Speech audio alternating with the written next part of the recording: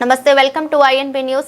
సిద్దిపేట జిల్లా హుస్నాబాద్ నియోజకవర్గంలోని గౌరవెల్లి ప్రాజెక్టు పర్యావరణ అనుమతులకు సుప్రీంకోర్టు గ్రీన్ సిగ్నల్ ఇచ్చింది. దీంతో ఎన్నో ఏళ్లుగా నిలిచిపోయిన గౌరవెల్లి ప్రాజెక్టు పూర్తిస్థాయి నిర్మాణానికి ఎట్టకేలకు మోక్షం లభించింది. పర్యావరణ అనుమతులు లేకుండానే గౌరవెల్లి ప్రాజెక్టు నిర్మిస్తున్నారని గత బీఆర్ఎస్ ప్రభుత్వ హయాంలో కొంతమంది భూ నిర్వాసితులు సుప్రీంకోర్టులో వేసిన కేసులతో పాటు ఎన్జీటీ వనశక్తి కేసుల కారణంగా ప్రాజెక్టు పనులు నిలిచిపోయాయి. రాష్ట్రంలోని కీలక సాగునీటి ప్రాజెక్టులకు సంబంధించి ఇప్పటికే మంజూరైన పర్యావరణ అనుమతులు చెల్లుబాటులో ఉంటాయని తాజాగా సుప్రీంకోర్టు స్పష్టం చేసింది. దీంతో 95% పూర్తయిన గౌరవెల్లి ప్రాజెక్టు పూర్తిస్థాయి నిర్మాణానికి మార్గం సుగమమైంది. 8.23 టీఎంసీల సామర్థ్యంతో నిర్మిస్తున్న గౌరవెల్లి ప్రాజెక్టు పూర్తయితే 1,20,000 ఎకరాలకు పైగా సాగునీరు అంది హుస్నాబాద్ ప్రాంతం సస్యశ్యామలం కానుంది.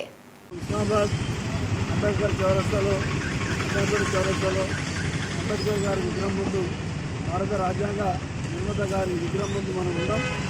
కాంగ్రెస్ సోదరులు సోదరిమణులు ఇవాళ ఒక శిబిరం 19 సంవత్సరాల క్రితం 9/9/2007 రోజు నాడు డాక్టర్ వైఎస్ రాజశేఖర రెడ్డి గారు హుస్నాబాద్కి వచ్చి సెయింట్ జోసెఫ్ స్కూల్ కాడ ఈ గౌరవెల్లి గండిపల్లి తోటపల్లి ప్రాజెక్టులకు శంకుస్థాపన 19 సంవత్సరాలు గడుస్తున్న ఇవాళ మనకు ఒక మంచి వార్త తెలిసింది. మనమే కాదు, అందరికీ.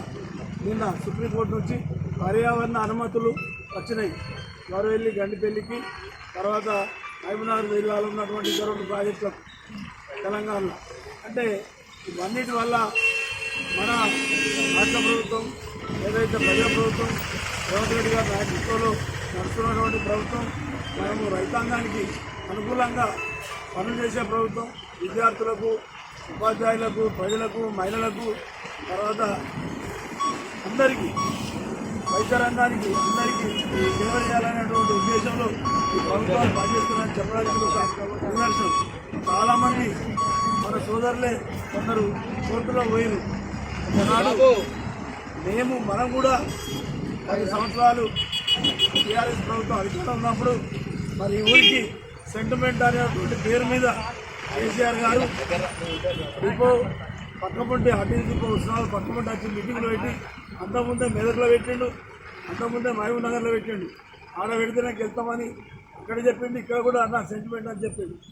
ఇది తెలంగాణ రాష్ట్రం ఎవడమంతా చూస్తా, నేను కృషి చేసుకొని కడతా అన్నాడు. కానీ ఆయన మాత్రం 4 కట్టుకున్నాడు.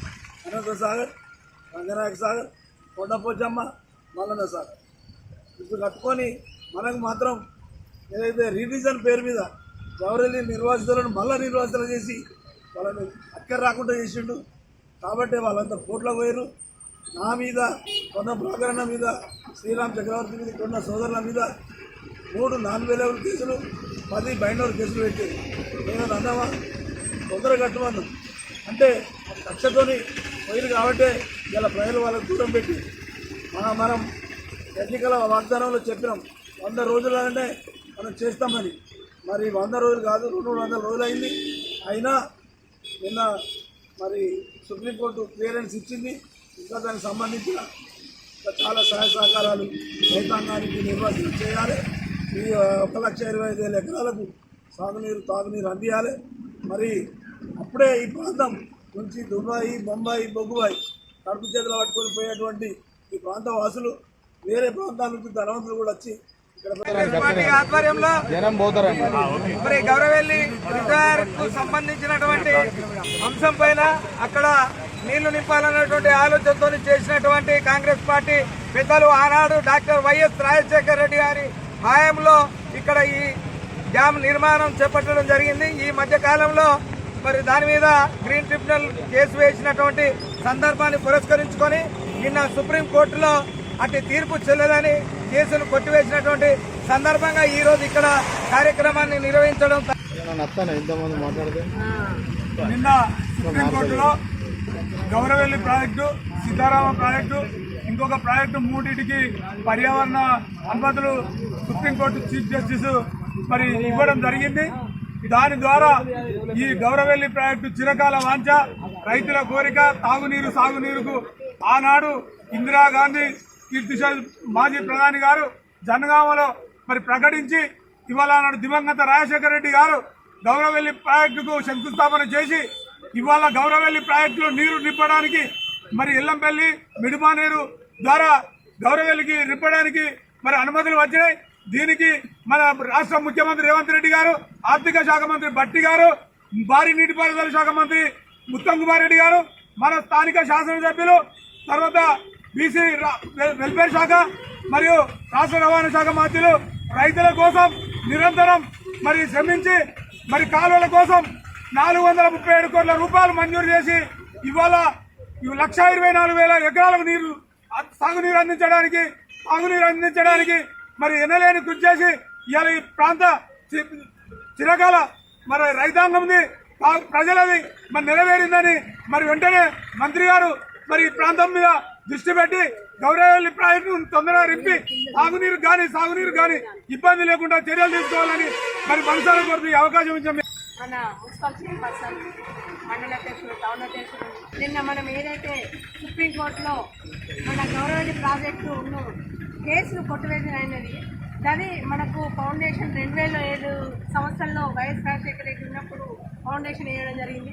ఆ రోజు మనకు హుస్నాబాద్కు పాదయాత్రలో గౌరవెల్లి గడిపెల్లి ప్రాజెక్టు ఇక్కడ వాటర్ లేవని ఆ రోజు రాజశేఖర రెడ్డి ఫౌండేషన్ వేసి వాటికి 14 సంవత్సరాలు అవుతుంది. ఇప్పటి వరకు అది కేసు మన వేయడంతో ఇన్ని రోజులు పని పూర్తి కాలే. నిన్న కేసు కొట్టువేయడంతో ఈ రోజు నుండి పనులు స్టార్ట్ అవుతాయి అనేది మన రైతులకు కానీ హుస్నాబాద్ నియోజకవర్గ ప్రజలకందరికీ చాలా సంతోషం.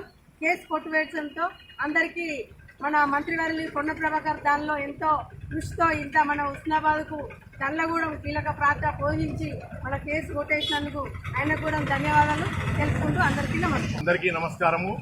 ఈరోజు హుస్నాబాద్ ప్రాంత రైతన్నలకు ఒక శుభదినం.